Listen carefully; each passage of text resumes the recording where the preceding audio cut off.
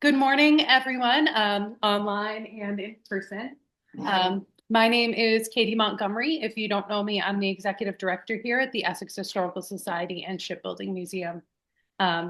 This is the second to last talk in our Builders Without Borders talk series. As you can see, this one's a little bit different than the other ones, as we are being visited by Soren Neilsen of the Viking Ship Museum in Denmark. And we couldn't afford to fly him over, though we would have loved to. So we're going to have him present remotely. I am really excited for this talk because although Viking ships are a lot different than Essex-built schooners, there's a lot of consistencies between materials and methods and the way that things are done, and really a similarity in the way that the culture has been carried on into modern day. So without further ado, I will turn it over to Soren. Well, thank you very much. And thank you for inviting me. And thanks to all of you who have shown up. And I hope I can keep you seated for the next 45 minutes. And I hope that you have some comments and questions so we can talk about that later on after this. So my name is Søren Neilsen, and I am a trained boat builder. I have worked here at the Viking Ship Museum since 1982, first as a volunteer amateur boat builder, and after 4 years of apprenticeship, I became a boat builder in 1990. My apprenticeship was not a specific local or in a specific local tradition wooden boat, but I learned to build different traditional wooden boats after drawings, documentations, and old boats, etc. I'll get back to what I think is the difference between a classic wooden boat builder and a traditional wooden boat builder. I served as the head of the Department of Maritime Craft and Reconstruction here at the Viking Ship Museum for 25 years. Today I'm so lucky, so I work again as a boat builder, still at the museum boatyard. And I'm also in collaboration with archaeologists, sailors, rope makers, etc., working on a publication concerning the reconstruction of the Viking ship that we have built since '82, which you will see pictures from in this talk. My talk will be about the Viking ships and their descendants, how the Viking ship has or have influenced the Nordic clinker-built boats up till the present day, not only in their construction and clinker building techniques, but also, as Katie said, in how the craft itself has remained almost unchanged some places for 1,000 years. Today, this traditional wooden boat building is a threatened craft with only a few persons actually back in this field. Finally, I will give a proposal on how we should strive to keep this intangible culture heritage alive into the future. But first, a little about the Vikings. Well, as I said, I'm a boat builder. I'm not an archaeologist or a historian, so I will not get very deep into that. But the Vikings, they traveled around here from Scandinavia. I'll just try to make again.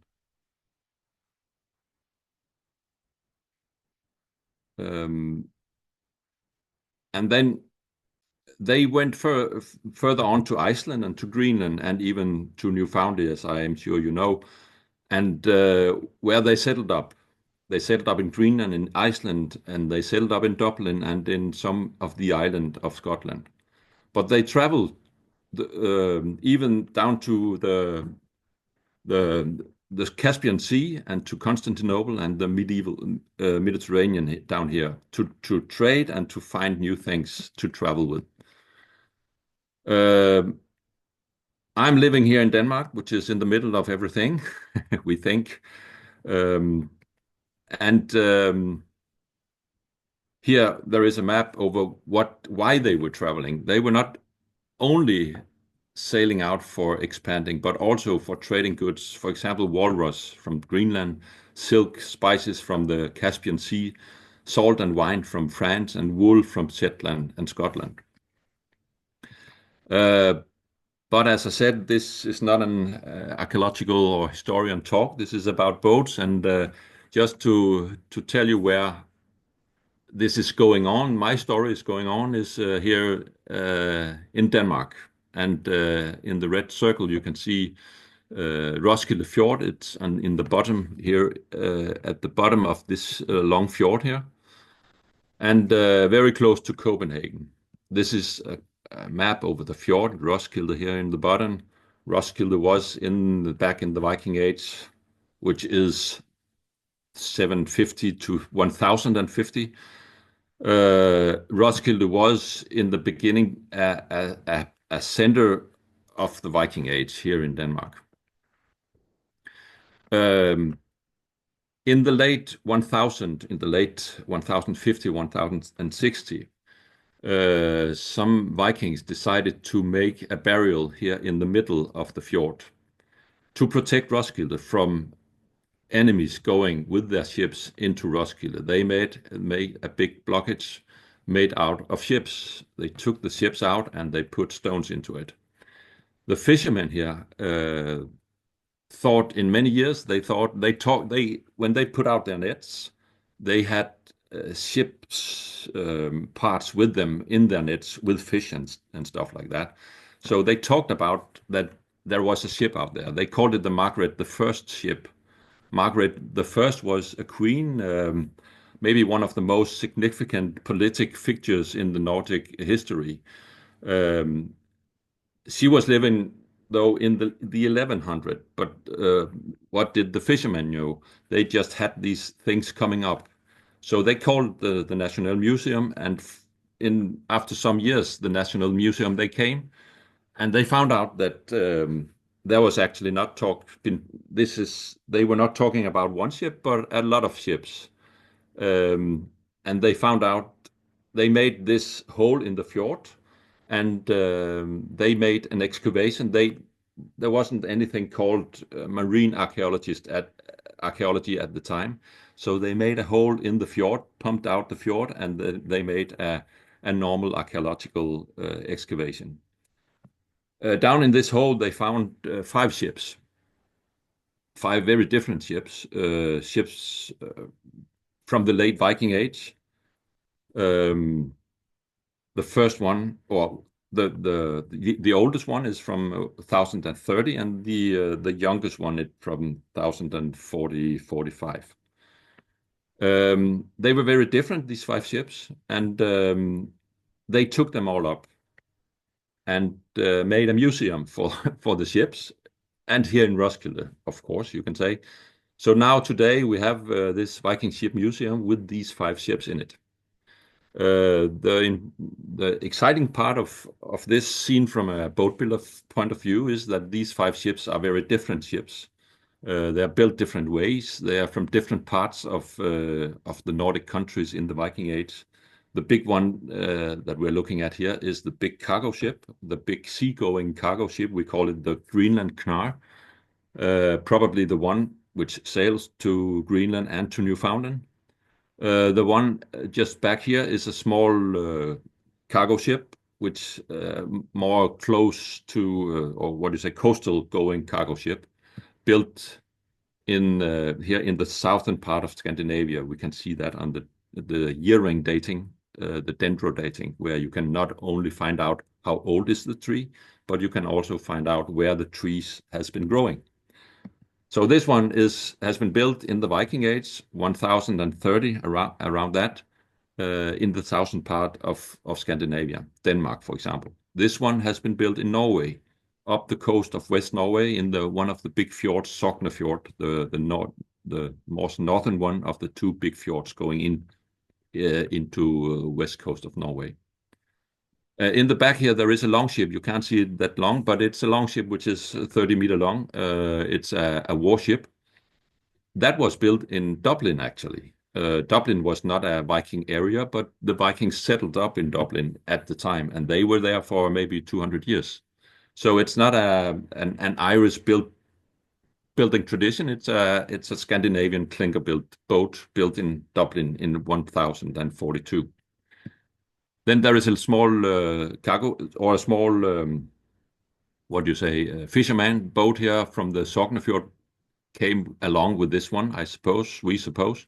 And then in the back here, there is a small cargo ship. I'll get back to that. Here in the background, you have got the fjord, the Roskilde Fjord. So we are having this museum looking out the windows out on the fjord, out on the water where the ships came from. Today, when you look out the water, out on the fjord, some days you can see the reconstructed that we have built. And this gives the audience or the museum guests, it gives them some ideas of how these ships were looking. They can be hard to understand when you're standing on the museum, but when you jump down into our harbor where we have all these reconstructions and traditional boats, if you go out sailing for just an hour, you have 1,000 more questions to ask to the ships when you're inside the museum, looking at all these black parts of the ships. The question is, how do we get from here, the excavation, to here, where we have actually reconstructed these 5 ships? Just shortly take them. This is the cargo ship, the Greenland Knar. This is the Irish longship for 30 meter long. What is that in feet? That's 90 feet or so. 60 crew members. The small cargo ship, the small warship here,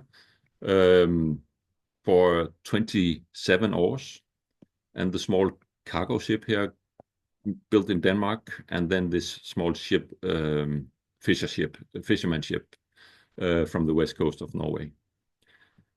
So how do we get here from the archaeological finds to sailing ships?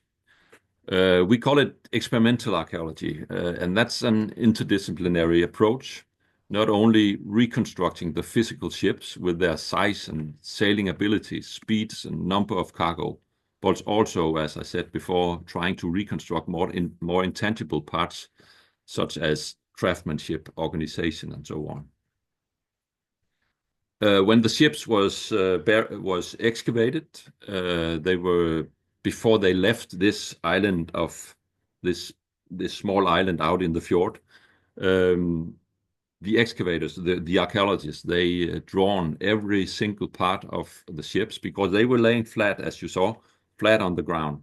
So, and they were going to be conservated, preserved, and to be sure that they were not shrinking too much when they start conservating it, they drawed every part of the ship in 1-to-1 actually, and they wrote down all the small things they could see on these planks. If there was a hole for a tree nail, or a hole for an iron nail, or an oar hole, or whatever they could see, they write it down on the drawings. Marks from here, marks from tools where the overlap of the two planks. After that, we took these drawings and put them down to 1-to-10, because we wanted to find the original shape of the ships. So down in 1-to-10, and find the holes which has fit together once 1,000 years ago, because there was no iron in this find. There was only wood. The iron has rusted away because of the ground, and because that's sometimes you find only the iron, but this one we found only the wood. So we have to find again the holes which fits together 1,000 years ago, and then put together all the parts. We made this try to explain. We've got all the parts laying here, and first of all, we put them together as close as we can. We can see there is some fittings together, so we put them together. Next, we put the parts together, and the shape starts to show. But when we have finished all this, then you got the orange again, actually, because once it has fitted like this, so you can go reverse. That's practically how we do it when we put together these reconstructing models to find out the original shape of the ship before we build it in 1-to-1. Here we got the museum model reconstructor Vibeke Bischoff, who make this model, and our boat builder Martin Dale, who reconstruct the ships in one-to-one full scale. So boat builders for boat builders. Oh no, sorry, this experimental archaeology. We use boat builders for the boat building, archaeologists for the collection of results and making bigger perspectives, rope makers for rigging, sailors for testing, sail testing, and so on. So we try to put people into this experimental archaeology with their own skills and background.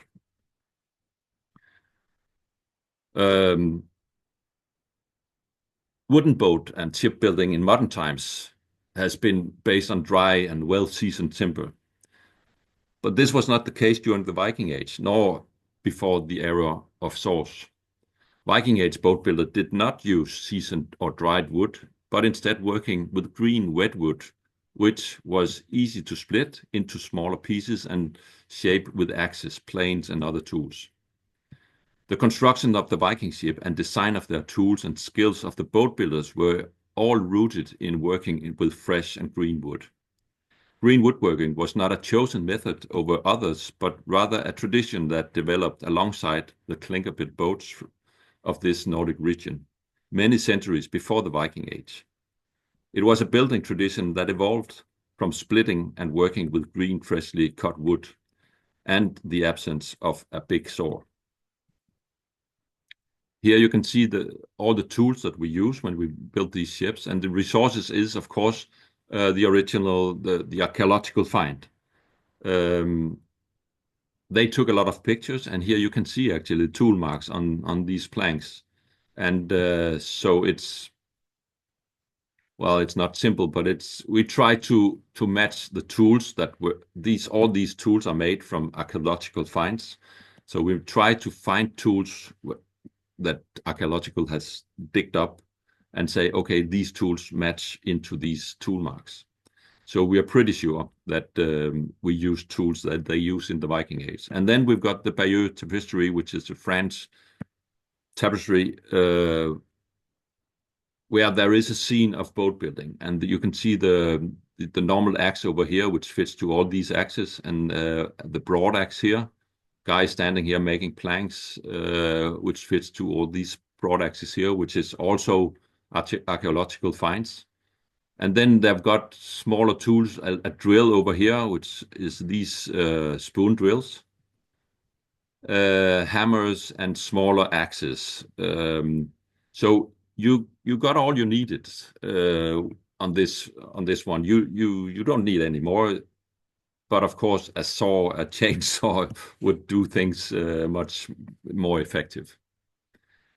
So these tool marks, they are different all depending which boat we are looking into. Which, if we're looking into the Norwegian, the big Greenland car, or we are looking into the Irish longship, tool marks are different.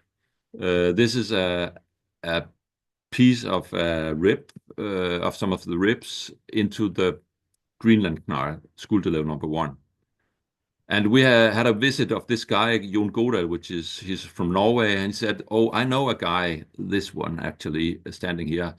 He has specialized, because we see these marks here at some of the old houses from the year 1200 in Norway.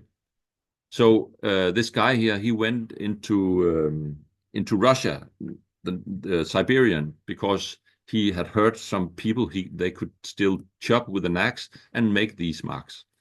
So we went to him and we learned how to make these marks here. And you use the axe actually in another way than when you chop with a broad axe, for example. And other old guys in Norway, they could still tell us how to split these pine trunks, which is very different from oak. You split them into two, and you make 2 planks out of 1 tree. So that's a lot of resources, but we can see on the original boats that's the way to make pine planks out of pine trees. Another story is oak. Oak tree is a quite other story, and you split them differently.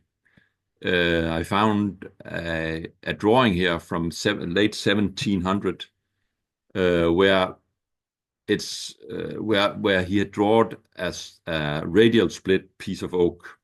You can see here the pith rays in the oak piece here, and you can see here the pattern on the surface of the plank.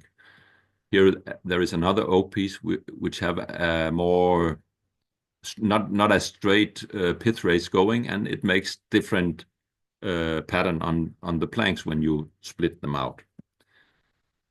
And splitting is splitting in half, in quarters, in eighths, and sixteenths, and if the tree is big enough and nice and fine enough, you can split them even in 32s.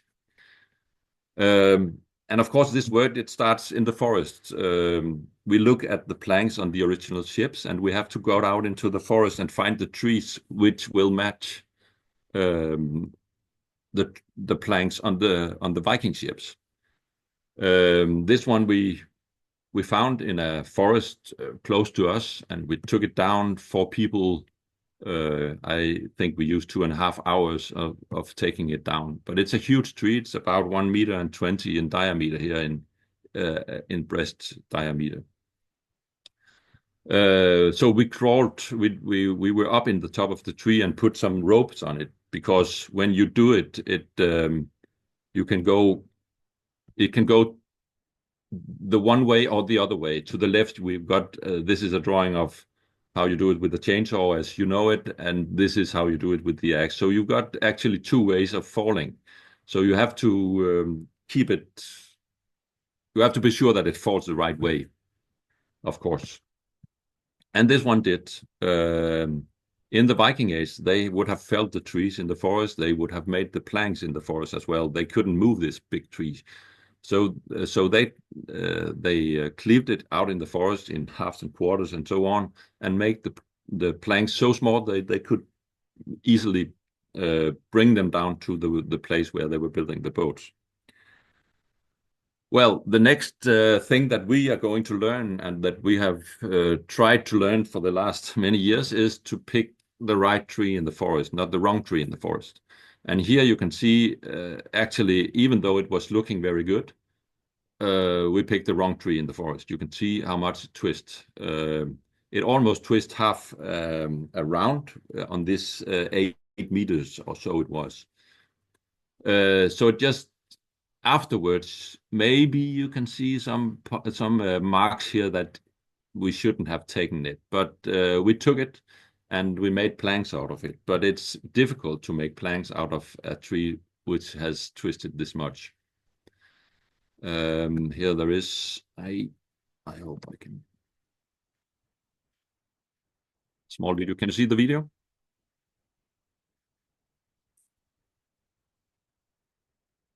Good.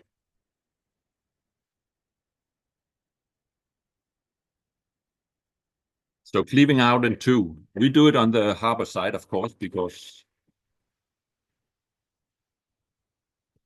we want to show people how they did it in the Viking Age, but they wouldn't have done that.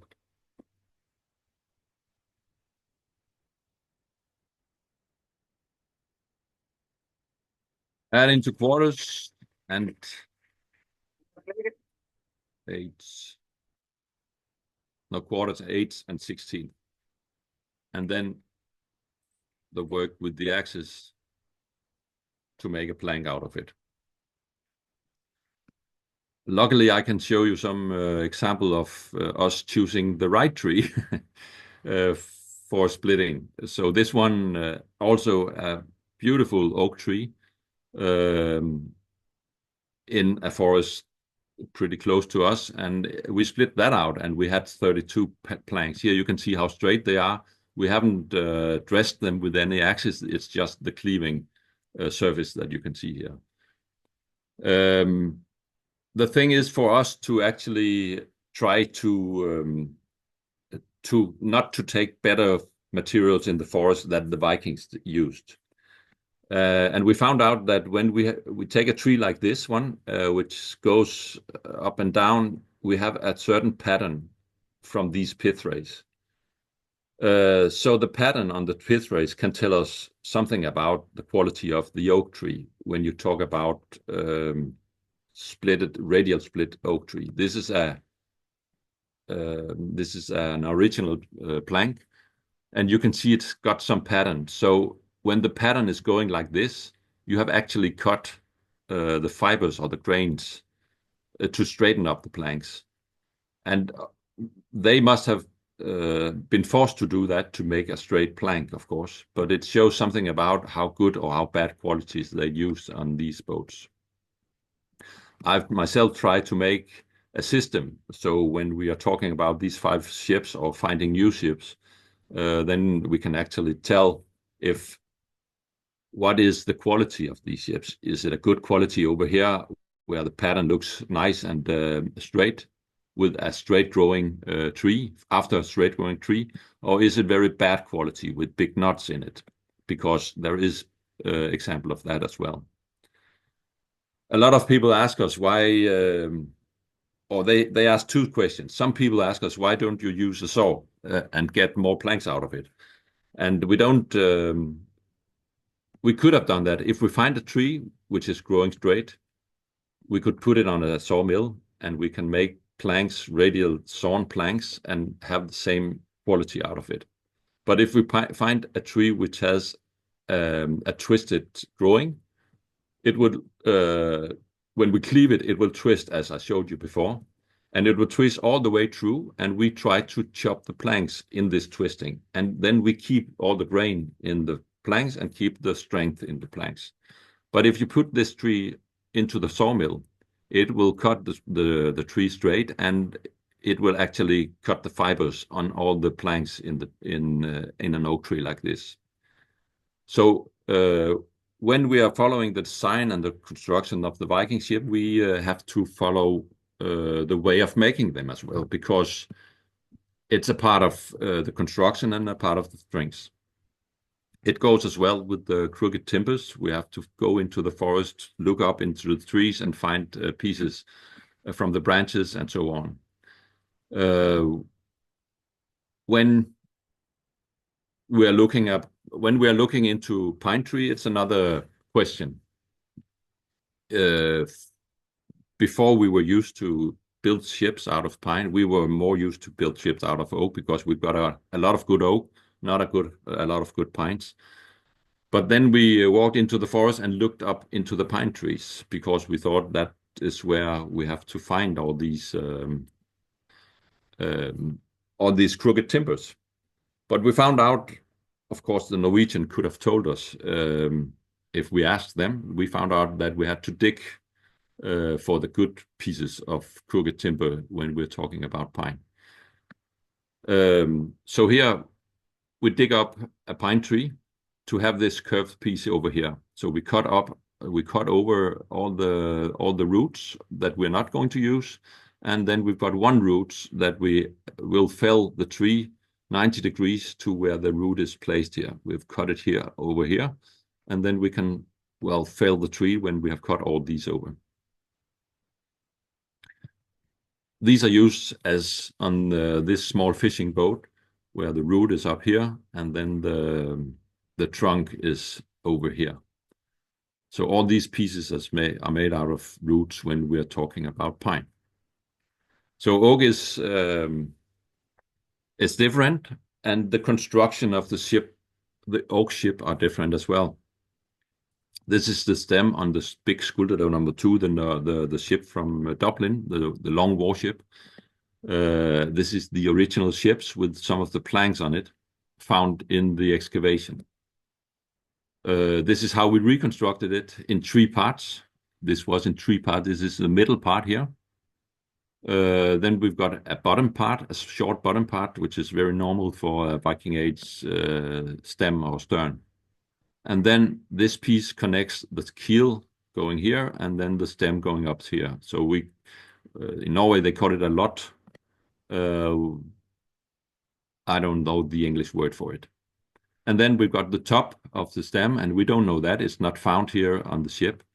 But there was some carving on old wooden churches from the medieval and the Viking Age. And we could see these high stems. They used this part of the stems, or this way of doing them. Oh. After these stems, the planks, this is an oak boat built out of radial split oak, everything. But you've got these step stems, 4 steps, but you've got 12 planks here on the boat. So you need to make some of the steps takes 1 plank, but 1 plank goes out into 3 steps. For example, this one. This one is too short, so you cannot bend it in this position. So you have to chop it into the right position. The long one here, you can make a plank and make 2 ends, and you can twist it and you can bend it easily because it's wet. But some of these you have to chop into the right shape. And that's pretty. In Norway, no, not in Norway. In the sagas, there is one guy named as the stemsmith, and the stemsmith, we think, is the one which is in charge of a building like this. And he had the shape of the ship in his head before the building was started, and his word was the one that they had to follow. And you have to know the shape of the ship because you haven't got a mold here, so you can see where you're going to. You have to know somehow the shape of the ship when you are cutting these pieces out.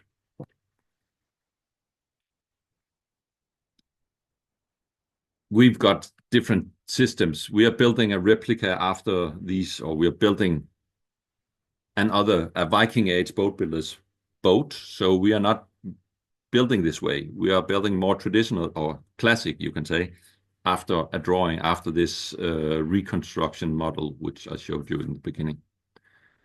So the way we build it is another way than we think the way the Vikings did it.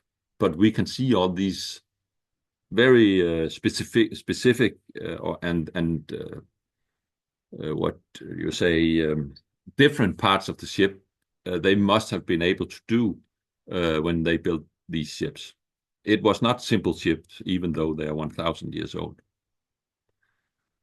Another thing which was not simple at all, it was how to protect these ships, what to paint them with. And we went to Finland because in Finland they have practiced to make wooden tar up till, well, they're still doing it. If you've got a summer house, you know how to make tar and you can tar your summer house. You make a little tar pit and then it's like that. So we went over there to follow them when they made a tar pit.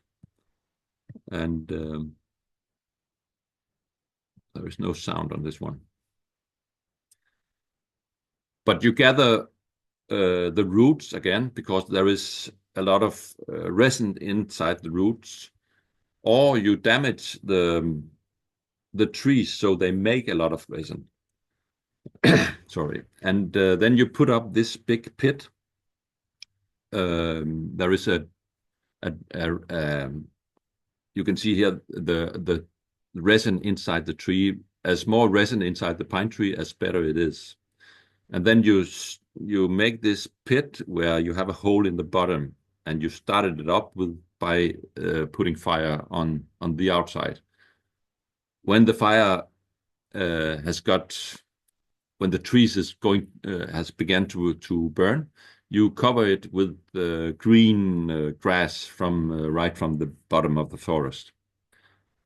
And then you keep it like that, keep it going without any fire. It must not start up fire. It just have to be you stop it like that. You stop the holes, and then just the heat from the warm will press out all the wooden tar inside this tar pit. It was a very big tar pit in I don't know, 30 cubic meters or so. And it took 3.5 days, just burning and put new grass on it. And then when they thought now it started, we can maybe talk about taking out the wooden tar. They could put a stick into the bottom. Here there is a drawing. You can see the tar in the bottom, and you put the stick into this pipe, and you can see what the quality is of the tar that is inside the pit. And when the quality is good, you can tap it into barrels. And that's actually what we used when we built our ship. Everywhere we put tar between the planks, as you could see here, and on the ship afterwards. These ships were also painted. As you can see on the Bayeux again, with Wilhelm the Conqueror, who goes to England. All the ships are painted. Every part of the ship is painted. The sails are painted. The masters are painted. Everything is painted. We couldn't see any paint on the original ships, so we just had to say, okay, this is a huge ship. It must be a really expensive ship to build and a ship for a big man in the Viking Age. So we used the blue one, which is indigo or white. It is a blue plant, which was difficult to make, the blue color. So we used a lot of it because we thought, well, this is an expensive ship. And then red and yellow ochre. Red ochre is when you take yellow ochre, put it into a pot and heat it up, then it becomes red. And then we put it into linseed oil, and you can see that from archaeological find that they've used linseed oil and paint from that. The sail we painted yellow and red as well with ochre, but we just put that into salt water and painted the sail with that. Now I'm going to hurry up. I can see. Well, the ship we launched in 2004, and this is the big reconstruction of the ship. A lot of parts, a lot of meters of radial split planks, and a lot of ribs and so on. And then we rigged it up as we think it was rigged. We haven't got the mast, we haven't got the sail. We've got a hole for the mast. That's the only thing we've got. And then we've got on some of the boats, we've got marks marks from the rigging into the hull of the ship, the hull of the ship. But the principle is the same for all of the Viking Age boats. It's one mast, one sail, not more than that. And then we decided it's a part of this experimental archaeology. If you can go, if the Viking could go from Dublin to Denmark, we should be able to go from Denmark to Dublin as well. And we thought this is the only way to find out how good this ship was, or how bad this was, or how bad we are able to actually handle the ship. So in some years, it took us 2 years. We trained to make this voyage, and in 2007 we took this voyage north of Scotland and down into Dublin, and it overwintered in Dublin because the Dubliners, they took it as their ship. It was a Dublin-built ship, and it was a huge thing to come into Dublin City because 30,000 people were standing there waiting for us sailing in. And we put it into a museum where it was looked at and people visited it over the winter. And then the next summer, we sailed again another route into the English Channel all the way back to Roskilde here. Yeah. This is our skipper, and well, Sunday at noon, the trip we from left Ireland window to the English so Channel. I tried with us for maybe 7 hours, and that was very good because there was no wind at all when we started out. So we were rowing for maybe 1.5, 2 hours, and then the breeze came, and we hoisted the sail and sailed down the Irish coast out in the Celtic Sea. When we were out there, we had hoped to have north and northwesterlies, but we actually got westerlies on the beam all the way down with the wind from the side. They said force 5 to 6, but actually it was more. It wasn't really a storm, but we run into the Atlantic rollers once we left the lee of Ireland. So we had quite a lot of swell on the side of the boat, so it was good sailing, but very interesting with the waves.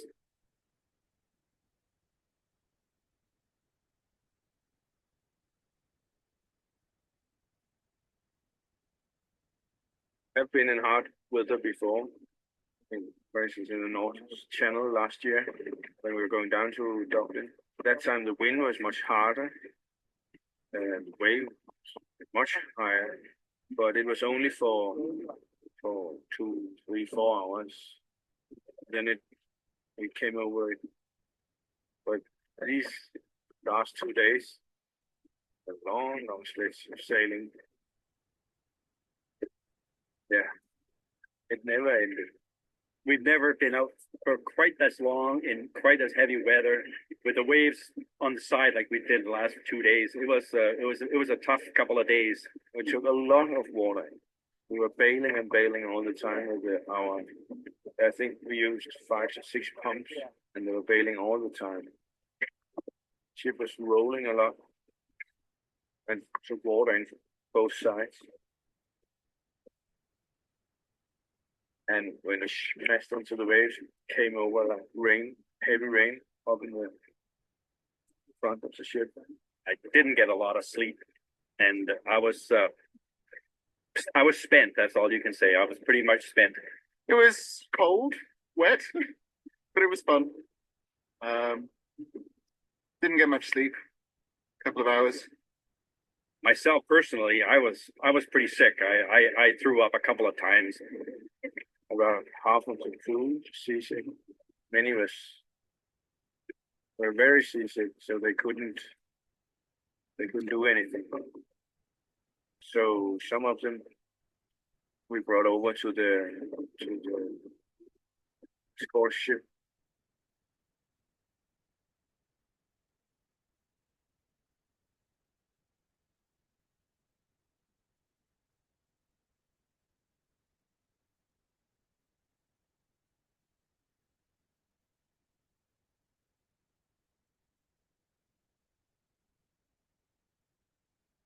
I got to take my hat off to the crew. They're a tough bunch of people all around there.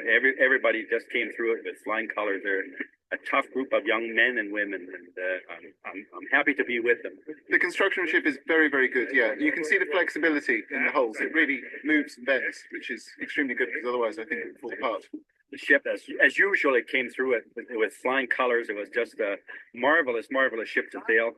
She's a very well built ship, very, very seaworthy. I'm very pleased with her.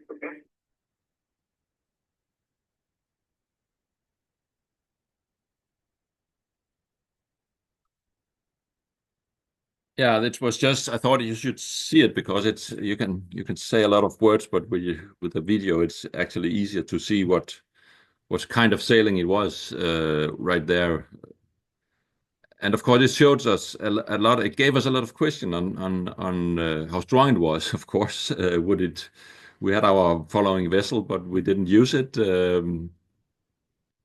we didn't have any emergencies.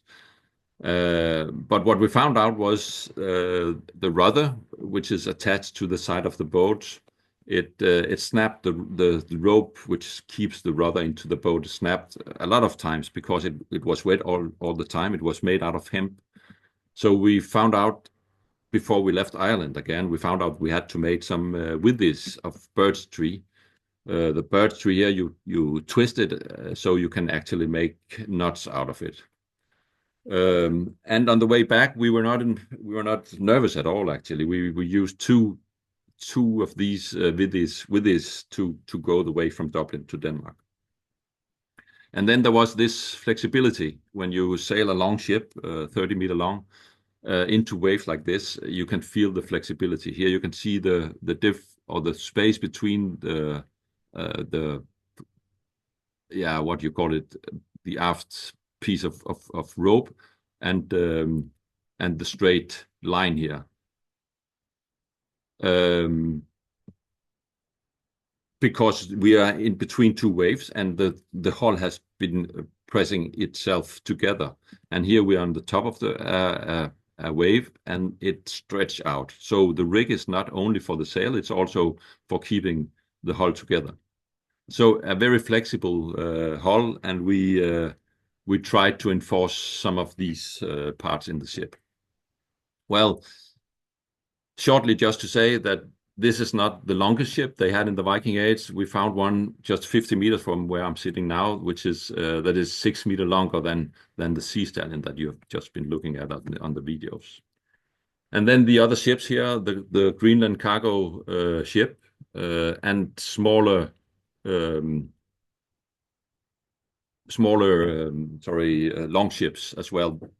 Here in the front, a small ship with only it's 17 meter long, half size that the big and the small fisherman ship. But in the Viking Age, there were also small rowing boats, expanded log boats, which we know from Finland, where they actually built these ships or these small boats traditionally, and they still do it. They carve out a piece of a trunk, and they heat it up over a fire, and then they expand the ship or the boat. Sometimes they put even a plank on it, and that's what we did with this one, with an extra plank on it. And this was a reconstruction of a boat from year 800 Viking Age. So we learned a lot from these traditional guys, actually. Outside the windows, we have also all these traditional boats, not Viking Age boats, but boats from this year 100. 1905, this one is from. And there is from the 50s, 1950s, 1920s, and so on. Old boats that old tradition, old boat builders that we can actually talk to still, or we could 30 years ago. Here we are in Norway, and a traditional boat builder in the west coast of Norway, Harald, he's standing here, and he asked us what was the purpose of this boat. It was an old boat he had. It was maybe 130 years old and was still on the water. He took them up when was not in use. And he asked all us more modern boat builder, what was the purpose of this boat? Because if you were a traditional boat builder, you can look into the boat and you can see the different angles between the planks in the bottom. You can see how it was, how it weared out, and you could see marks on the boats and actually see, well, we think it has been used for a rowing boat or for a sailing boat. And this guy, Peter, he came from a fjord very close by, and he said he was the only one who dared jumping into the boat and trying to say what this boat was about. It was used for bringing the ships out to the smaller island out here, so you could see a lot of wear and tear from these animals.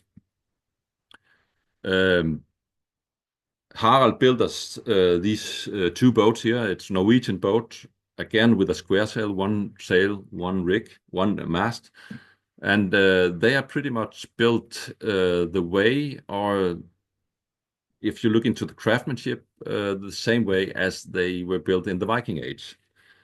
There is only a few people who can build boats without using drawings, but only with by using experience, tradition, learning by traditional boat builders, and we have to take care of these few people.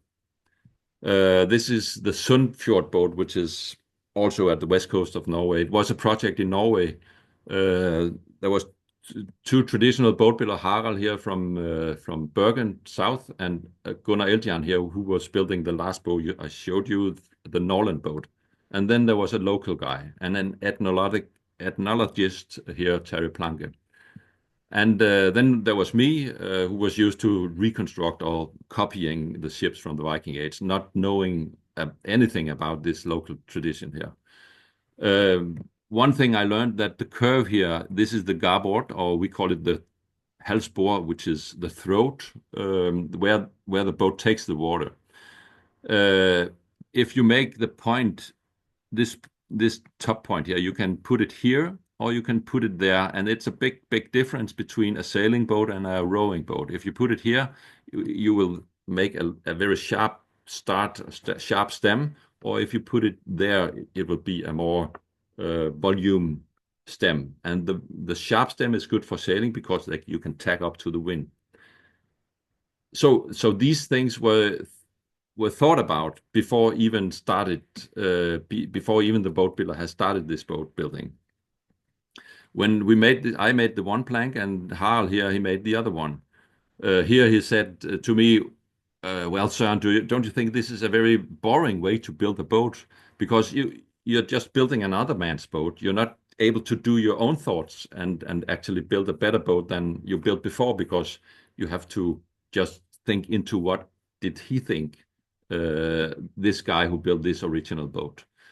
And while I was running to and back to this original boat, making a lot of measuring to make exactly the same, a copy of the same garboard here, Harald, he was thinking about how the water was going along the lines and so on. And I'm sure that Harald, he was much, much closer to what the original Sundfjord boat builder he was thinking when he was building it, even though I may have made a more precise replica of the garboard from the original ship. So it's about, what are you looking for? Are you looking for making a replica of a boat, or are you looking for the craftsmanship, which is a part of this, or is the background of these boats? And exactly these skills to think boats, to think this boat language, and build without drawings, built from learning from another traditional boat builder, building only one type of a traditional boat the traditional way. It's a very threatened skills today. So we got this into the UNESCO Intangible Cultural Heritage. We sent Norway, Sweden, Denmark, Faroe Island, and Åland Island, Finland. We put into this UNESCO and said we have these Nordic clinker boat traditions, and they are threatened, and we have to look into it. And they accepted us and put us into the list of threatened craftsmanship. When we look to the Viking Age boat, this is a boat from the Viking Age with 3 planks, and this is a boat built by the same tradition as Harald in Bergen, the west coast of Norway. It's very much looks like the same tradition. Traditional boat builders, as said before, build their boats without use of drawing. The boats is constructed multiple times in the boat builder's mind before it's physically built. The boat builders create mental images of the boat to be constructed, a vision of how the boat should be built to meet the customer's requirement. This abstraction relies on boat builder skills rooted in tradition, experience, and an understanding of the relationship between form and function. There is no doubt that the traditional craftsmanship operates at a highly developed abstract level. Mr. Martinussen from the Norwegian Craft Institute once said. The Norwegian crafts researcher Jon Godal, he said that Norwegian traditional boats are adapted to the physical condition they must operate in. They need to be rowable and therefore not too wide. They need to be sailable and therefore not too narrow. The optional width and length ratio for such a boat is around 1:4. The boat must be able to sail against the wind, so the sail must not be too low. If the height of the sail equals with the width, and the sail is utilized best on all courses relative to the wind. The boat must be able to balance with the wind coming from a side, so the sail width should be in a 3:5 ratio to the keel's length. All this said just because it is some natural rules who starts how the boats are constructed. It's not drawings on a table. And it's not by breaking these fundamental guidelines that the traditional boats has found their form, but by refining the details in their own unique way. And of course, the boats looks different, but it's the same water they are sailing on almost. In Denmark, the boats are looking different. They are round-ended, and 100 years ago, it started with a half model. The half model was cut up, and then small pieces of molds were put into the boat. But before this way of doing it, I'm sure they built out of tradition as well, or out of thumb rules and some simple, well, not simple, but simple rules. We built a replica of Norwegian, no, not a Norwegian, a Danish round-ended boats here as well, and we put a lot of molds into it because we are not in this tradition. So we have to get closer to the tradition by starting some point by documenting an old boat. And this is Danish boat as well. Round-ended, most of them. And the rigging has developed into gaff rigs or sprit rigs, sprit sail like this one. I think if you want to spark people's interest into this maritime world in sailing and boat building and craftsmanship, you should invite them, preferably the young ones, to go sailing or chop into a piece of wet oak. We need to inspire them to explore and give them the feeling of mastering something. In this way, we can generate the interest of our maritime culture that is crucial for keeping it alive and passing it on to the next generation. So on the boatyard here in Roskilde, we invite people very close to our work, and it can be very annoying because we, at the same time, we want to concentrate, and actually it's not easy to build this boat. I'm sure you know if you've built boats before, but if you don't get this interesting, if you don't get people to look at this, if you don't get people to interest in this way of building boats, then nobody wants to see it, and then we are not building the boats any longer. Here we have some children making heads, hit the nail on the head, we called it, and jumping around on the sea stallion, playing Vikings. We got a lot of boat guilds as well. The knowledge-bearing communities, as we call them, the boat guilders, learns to maintain and handle the boats. And if you can or catch the interest from the young age, they will become the best knowledge bearers at all. Like to the left of the picture here. We build boats with young people as well. We have a school for youngsters, and when we can, we involve them in the boat building, in some boat building projects. Some boat building projects we do it ourselves. For example, this Faroese boat, we have got a Faroese boat builder, traditional boat builder, and he got our apprentice with him for the almost a year. These two guys was on building this Faroese boat. So it's not always that we put people close to us, because it's also about learning for our apprentices and make it possible for our boat builders to actually concentrate on the work. But we take people out. We take about 16,000 people out on the fjord every year. So the boats are worn out, the sail are worn out, and that's interesting for us actually. And then we do festivals. We have had a local festival here for the 25th jubileum this year for the round-ended boats. This is not only always kept in Roskilde, but all over the fjord here, the Roskilde and the neighbor fjord. And then, of course, the Viking ships, inviting people, letting people, taking over, volunteer people who go out sailing and make summer trips and having fun and a lot of experience. That is needed. We are 6 boat builders at the boatyard at the Viking Ship Museum, and we couldn't maintain and we couldn't sail all these ships if it wasn't for these, I think about 300 volunteers sailing the ships. So maintaining or keeping these skills alive, you need to get people interested. And I think that is the last word from me.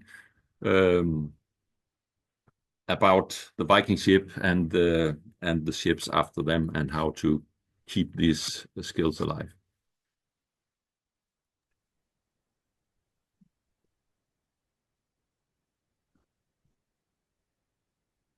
Thank you, Soren. That was very interesting. We have a little bit of time for questions if anyone has anything, and I'm going to open up the chat and just make sure the online people are being taken care of. All right, Harold. Well, I'm Harold. I like that you had boat builders named Harold. Some things didn't change on this side of the Hold on, I'm gonna translate into the screen. Can you hear him? No, not very good. Sorry.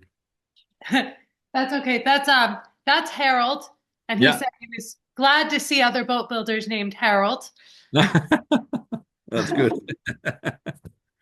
Yeah. You can come up if you want to talk into the.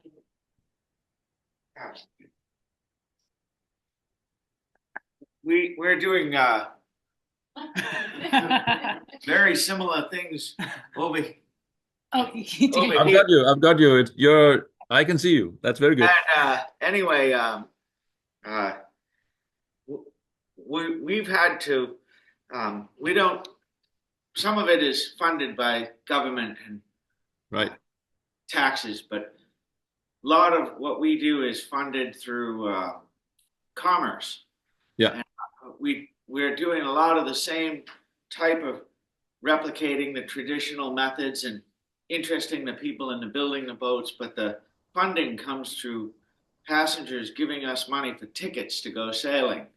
And Right. in order to do that here, we've had to bridge traditional methods with Coast Guard. And just Right. like the old builders years ago had to make the boat do whatever it had to do, we have to deal with government regulations. And I'm curious if you're dealing with that same type of issues in Europe, and if you're adapting the boats to also do take the passengers, or you're trying to do it more traditional. I'm just curious of your thoughts on that. Right. I understand. Yes, we are dealing with the same, but I think for us it's important to say that we are sailing with tourists.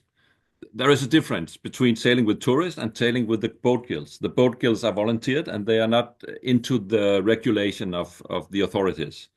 So sailing payment or the tourists, they are very hard in the regulation.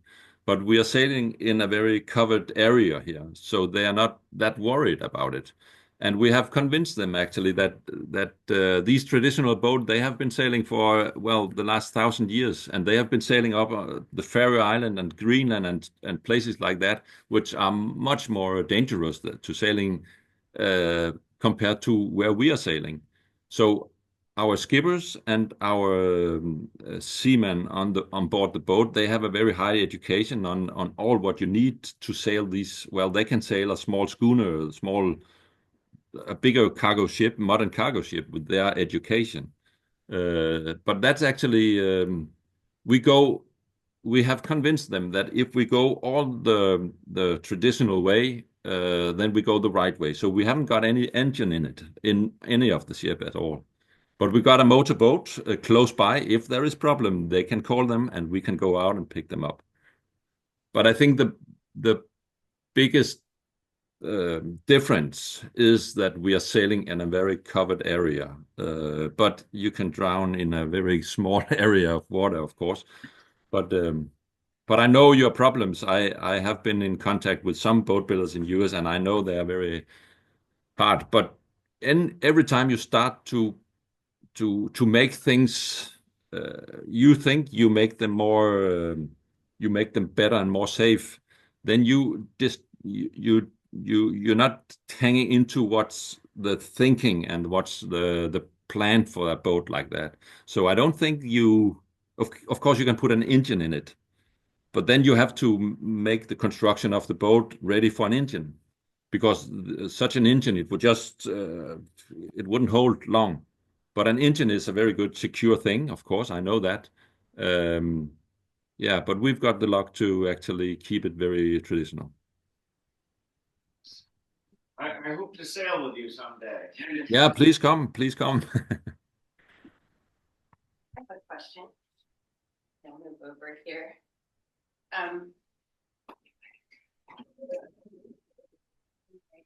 Yeah, That perfect. was good. Yeah, perfect.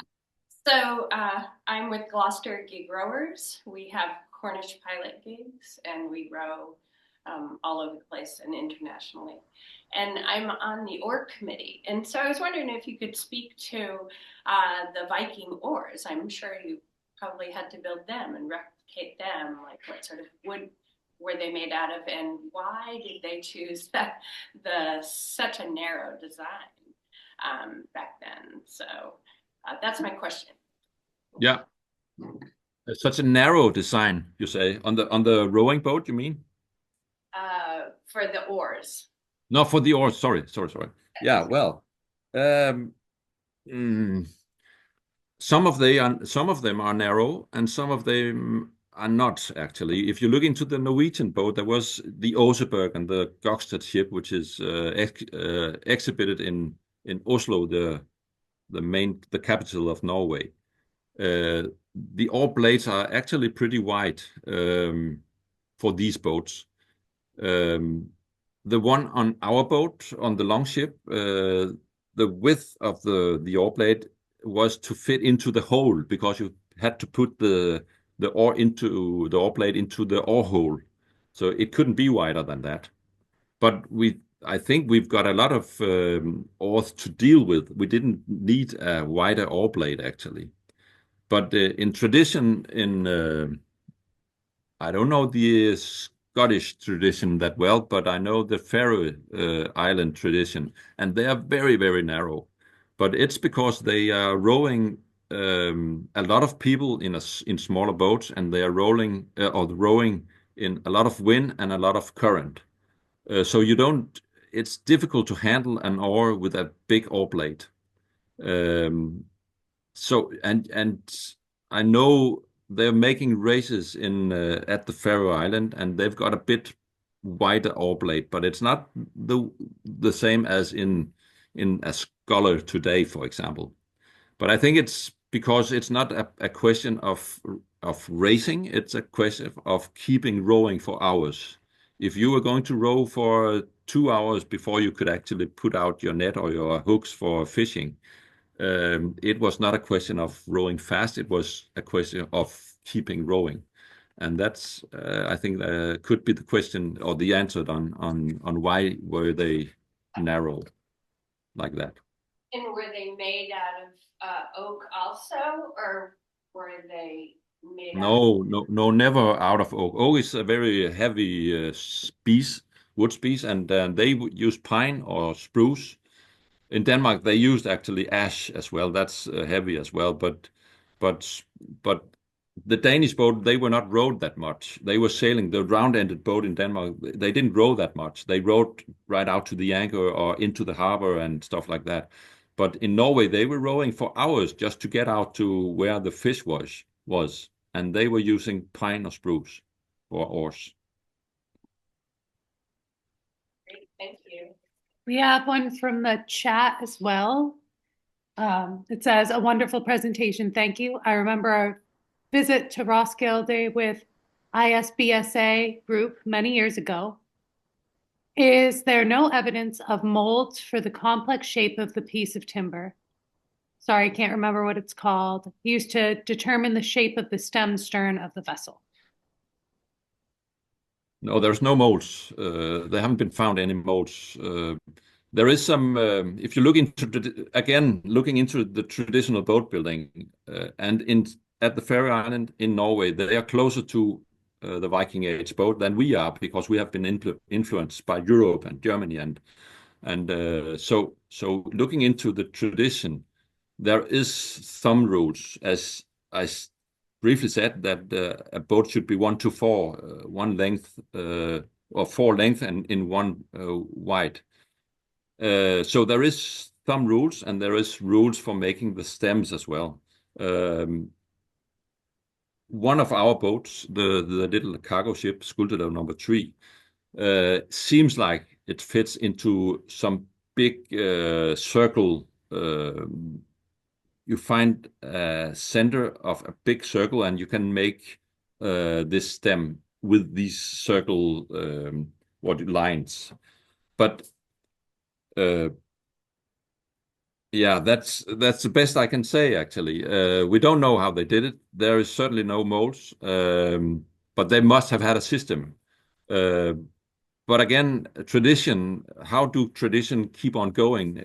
Maybe it's some thumb rules, and it's some this, I don't know the English word, when you say 1 to 4. When you're counting into the way of counting the math of saying 1 to 4 or 1 to 3 to 5 and that way, it looks like it's an easier way to actually find the shapes and the what do you say, the shape of the ship and the shape of the stems and so on. But we haven't found the thumb rules. We are looking for them. We're looking after them. We are engaging traditional boat builders and hoping that they can actually see how did they think, what was their boat language back in the Viking Age. But it's difficult to say. Thank you. Any other questions from the in-person crowd? All right. Well, thank you again, Soren. This was really wonderful. We will trim this video up and have it available online so you can pass it around to your side of the world as well if you'd like. Yeah, thank you. Thank you. And I guess that's all for us today. Our final talk is Tuesday night. This building, 7 o'clock, also available online. And that is Graham McKay of Lowell's Boat Shop in Amesbury. So hope to see you all there. And I hope to work with you again in the future, Soren. Thank you again. Yeah, same to you. Same to you. I will come in physically one time. So. Yeah. Thank you. Yeah. Bye. Yeah, thank you. Bye-bye.